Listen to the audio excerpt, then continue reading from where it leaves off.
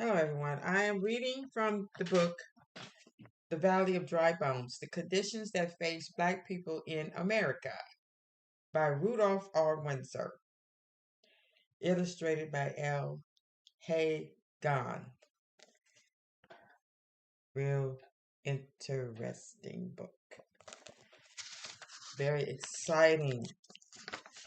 You have a lot of religious people out here that go by the Bible and go to church, trying to live their life right so they can go to heaven. Okay? But we are going to examine the conditions that we as Black people face now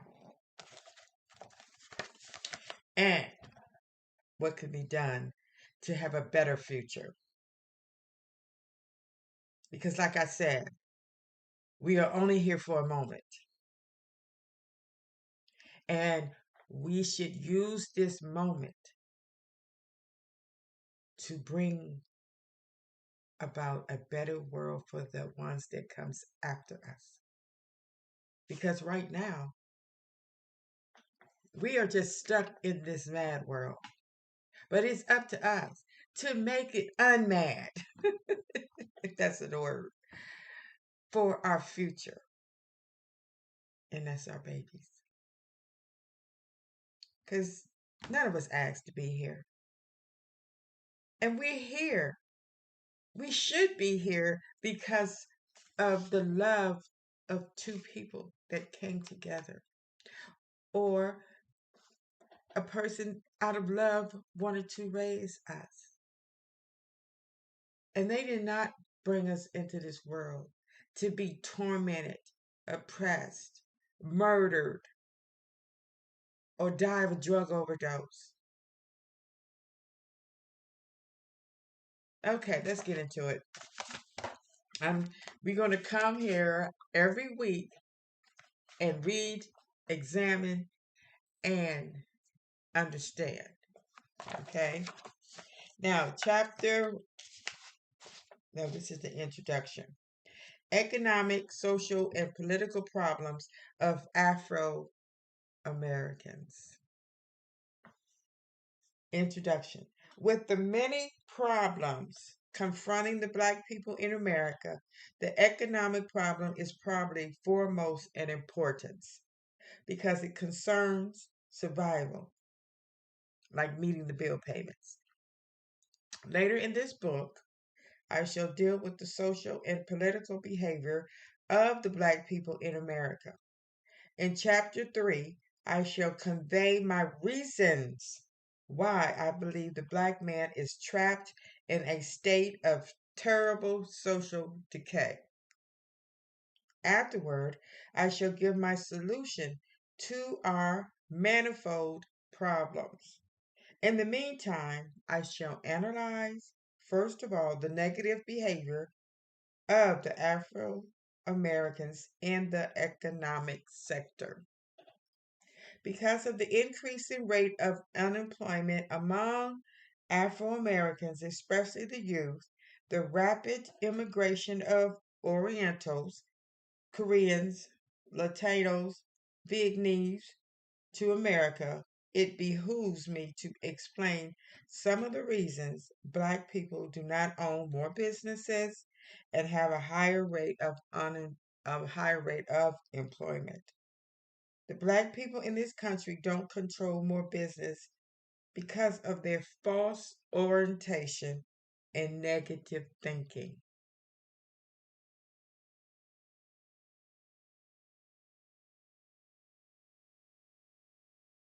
As a man thinketh, so he is.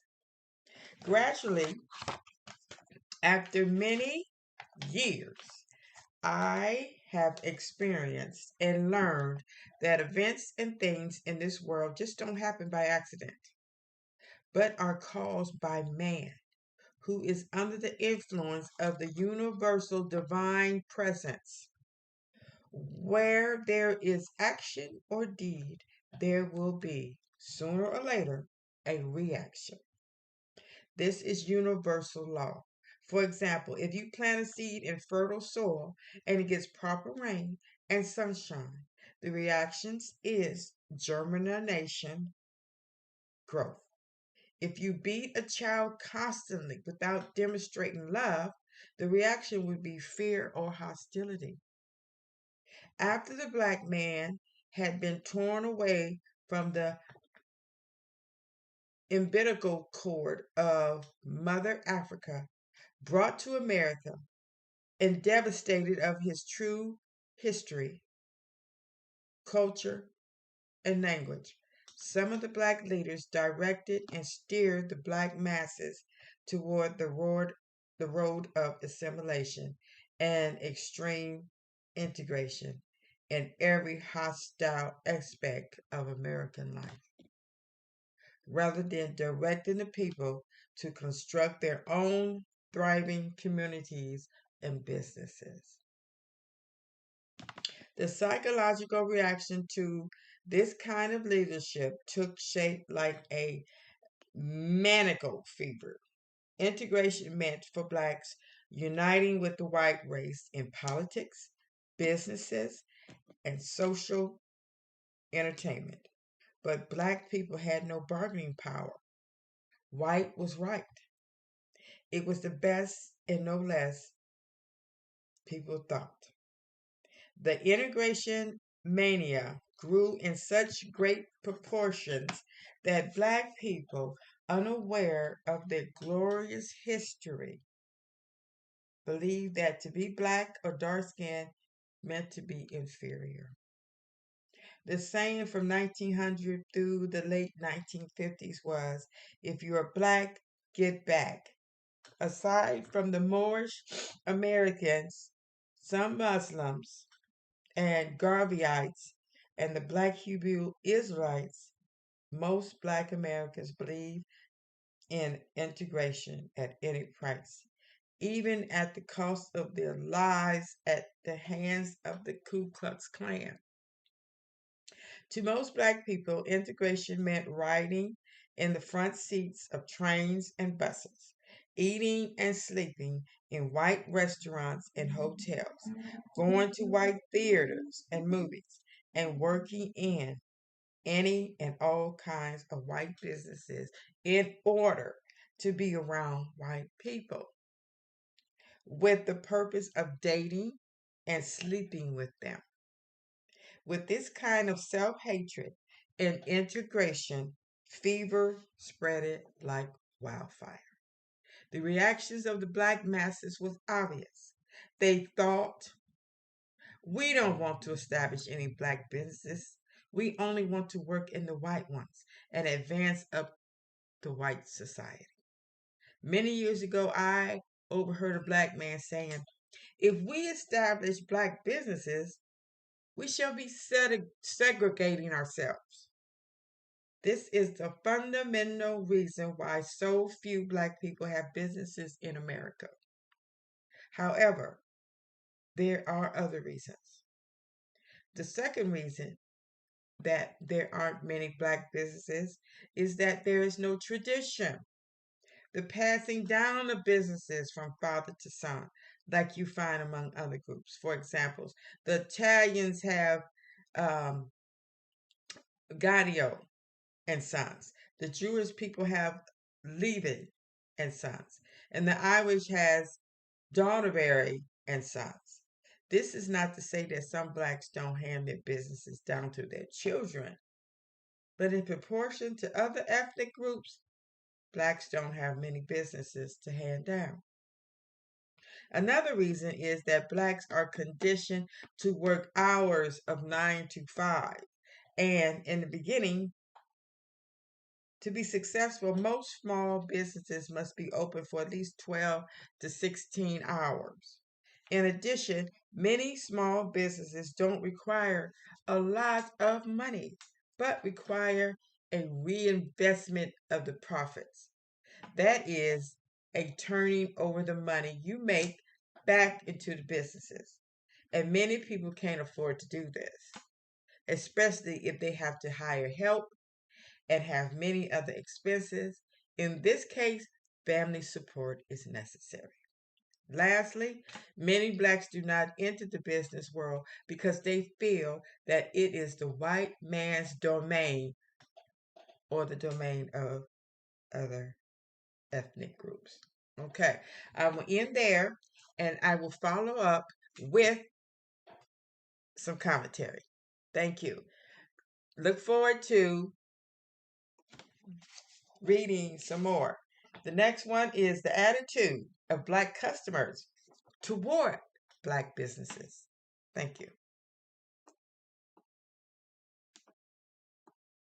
Okay, now the commentary of the economic and social and political problems of the Afro American. Now, we all, especially the older ones who, when I was growing up, it was a lot of black businesses. We had um, black businesses downtown. We had mostly just your clothing shops, shoe shops, hat shops. You had many, and you still do, um, beauty and barber shops. And we had corner stores um, and even had a grocery store. and and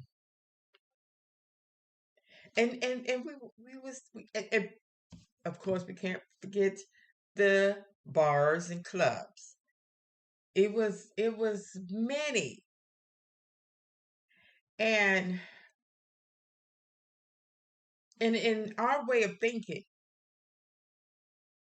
that was cool, but we was not expanding it. We was not uh keeping it going. And you know what? The state came in and ended a lot of it. You know what happened? They started building more churches.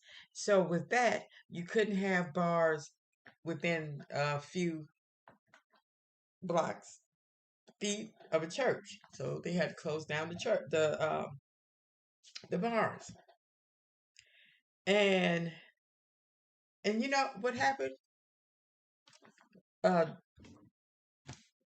they closed down a lot of the factories, and that caused a lot of people to go to drugs and alcohol. They took away the places to go. They took away our businesses, our livelihood, and people went to what was rampant: the liquor stores, you know the corner stores. They just came up out the seat. They just grew overnight with plenty of beer, wine, and cigarettes.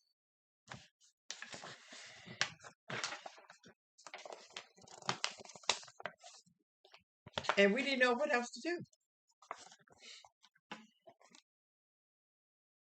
Um, all we thought about was, getting uh, Cadillacs, nice clothes,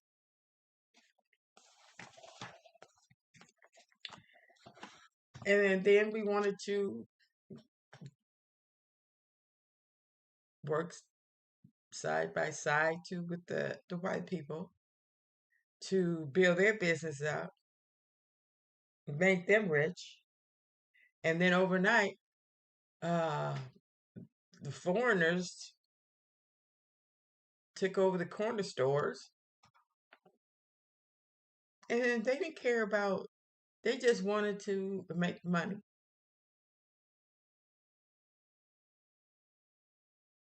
and we just sat back and let it happen. Collectively, we let our lifestyle and our hope for the future just go down the drain. Life for a better future. But I hate to bring this up, but Let a black person get killed by the police. Oh, you see a whole bunch of us downtown protesting, rioting, tearing up the place, and all this stuff. But when it comes to us economically uh, being uplifted, where we at? You know where we at? In the house, crying in our beer. And then this part where it says that most blacks believe in integration at any price. That's what they do. Where we at? Trying to be a Democrat or a Republican,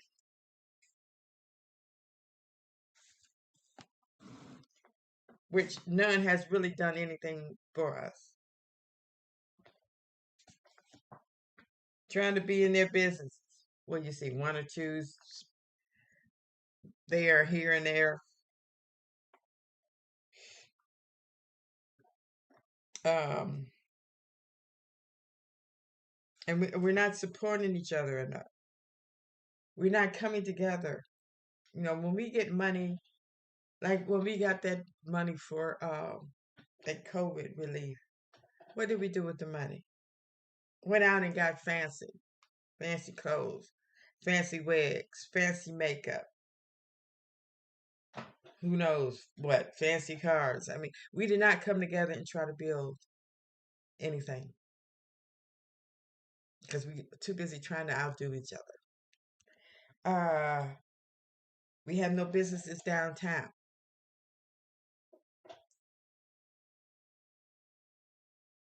We don't have any international businesses.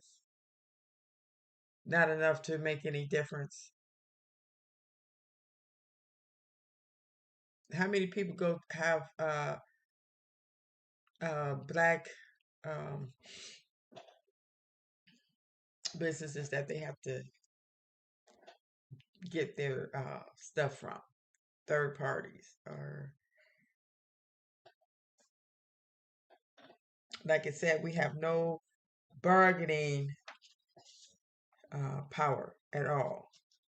We just uh, go with the flow. They could just do anything they want with us and to us.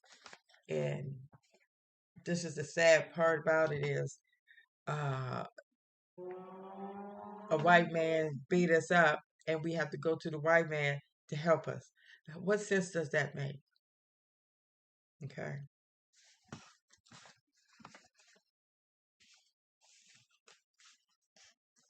And why we don't have many businesses? And that was the main thing. I know that's the main thing that stopped me was the negative thinking, doubting myself, not having any support. Every time I tried to start a business or do something like that, or even talk about it, I got nothing but negative. And me having such a low self esteem, that's all I needed to hear. They gave me a good reason not to even go forward. And thank God a lot of us go forward and get it done. And I have two beautiful daughters that did that. They went forward. They opened their own business. They didn't stop nobody. Nobody stopped them, even without no family support. Because I tell you, I um, I did try to start selling African products. You know what? Not one person in my family bought not one thing. I'm telling you, and this is an example of how family is. I was selling this African soap and stuff, and my granddaughter told me, "Oh, I don't want to buy that because I have sensitive skin." Really? $3? You don't want to spend $3 to buy some soap? You have a husband and 4 kids, and they can't use the soap. Okay, and you know that wasn't but just a reason not to give me a $3. And that's the support that a lot of us have to face. But we can't let that stop us. We need more businesses. We need more international business. We need more businesses downtown. We need to have a reason to go downtown. Yes, it's expensive. But yes, they make it super duper expensive to have a business down there. But downtown is where everything starts and ends. Okay. So please comment and share. Thank you for listening.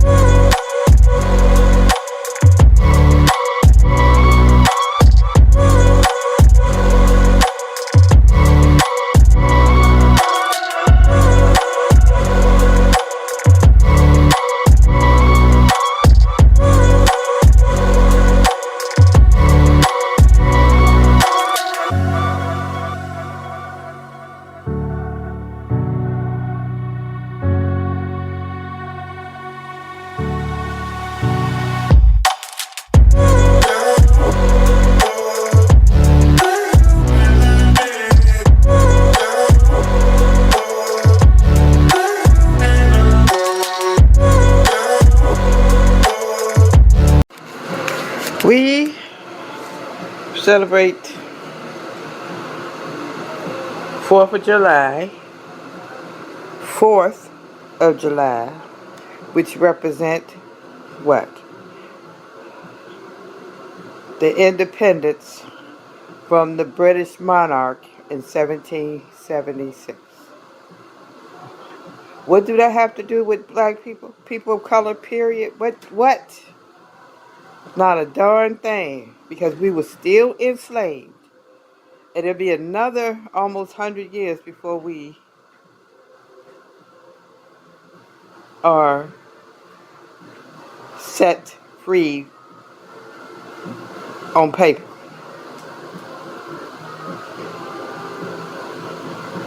But do we celebrate that Emancipation Proclamation? Do we have a holiday for that? I'm thinking. No. You know why? Because they don't want to piss off the other white people. The southern people. See, you have the north white people and the south white people. And really, I think they had a truce. I don't think the north won. I don't think nobody won. Because the south was able to terrorize black people for another 100 years. They was able to still continue to run the South.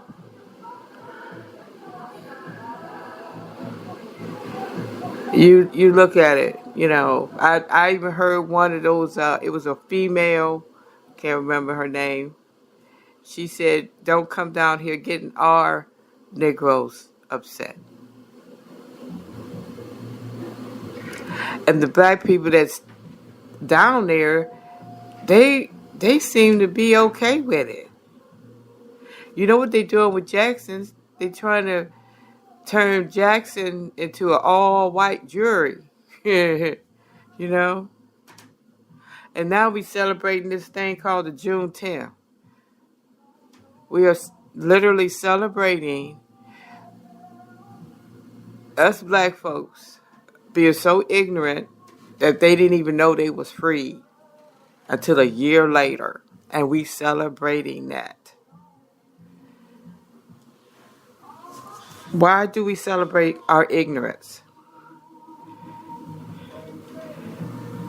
Okay? Now they got to celebrate Martin Luther King Jr.'s birthday, which is fine. I ain't saying nothing against it. But, well,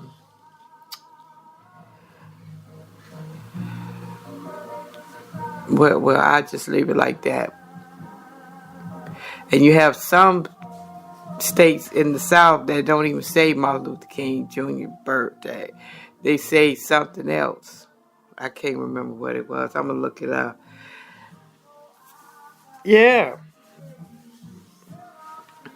And our kids is looking at this. They is looking how weak their people is. And they're young and they're absorbing this, and it is being distributed in the worst way. If we don't start stepping up and stop worrying about voting rights and civil rights and all this stuff, no, we have to step up and put our foot down and stop begging these white people for stuff. That's why our kids can't stand us to this day, because it's like we've been begging them for stuff. And it's begging. It really is, because they give it to us or they won't give it to us. And then they'll take it back whenever they feel like it. One administration will give it to us, then the next administration will yak it away. What kind of crap is that?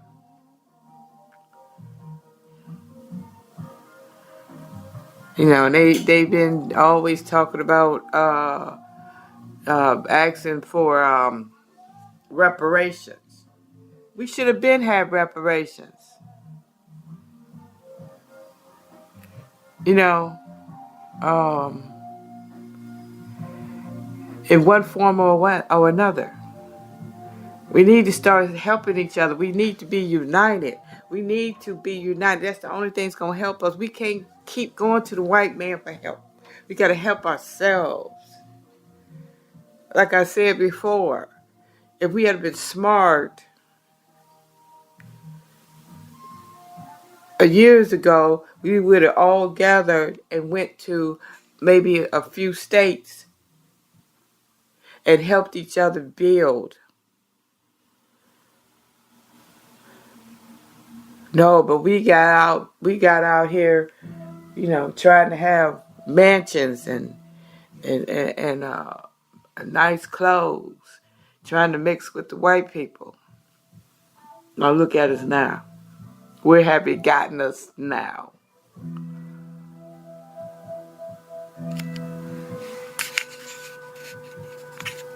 Unite is the only thing. You know, we have to spend our money among each other. We have to build our own infrastructure. And mostly, basic, we need to get some businesses downtown. Because if you ain't got no business downtown, you ain't got no business. You just playing.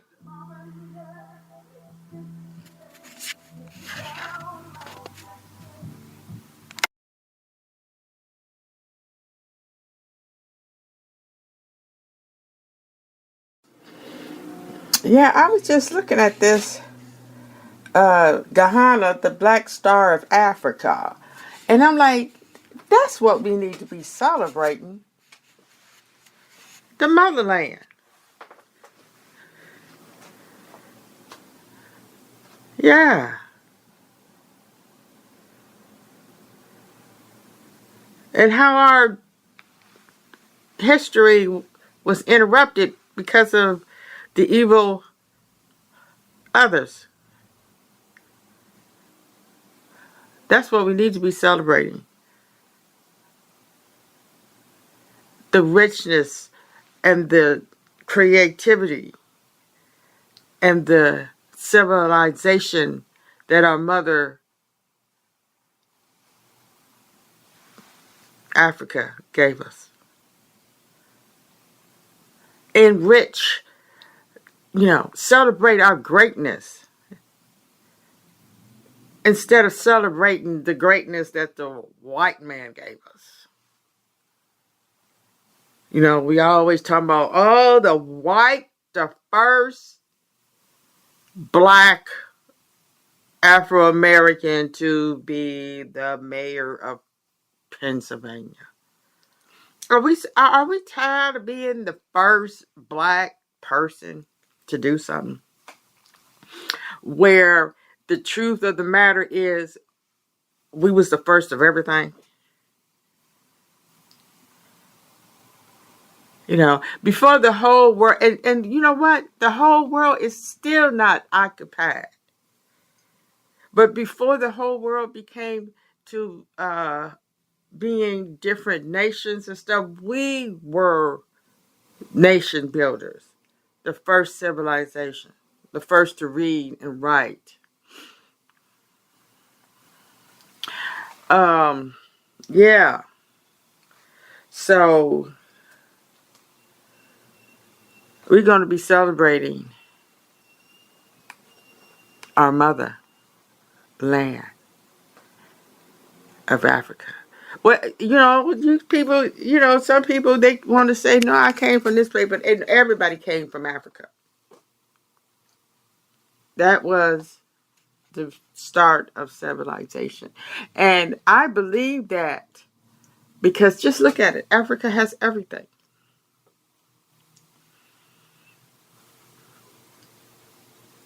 And it was right there in the sun where everything can grow. We grew from the sun.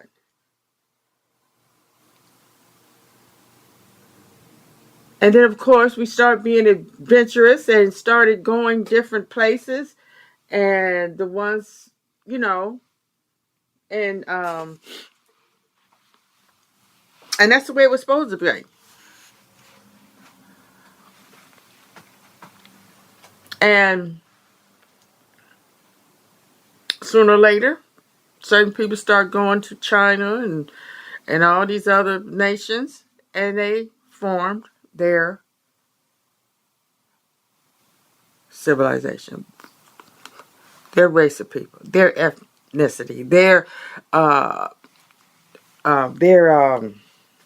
culture.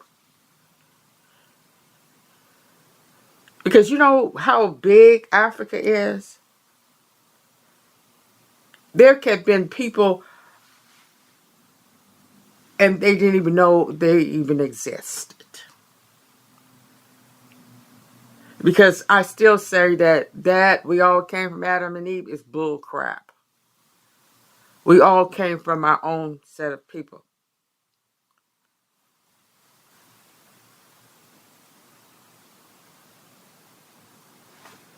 And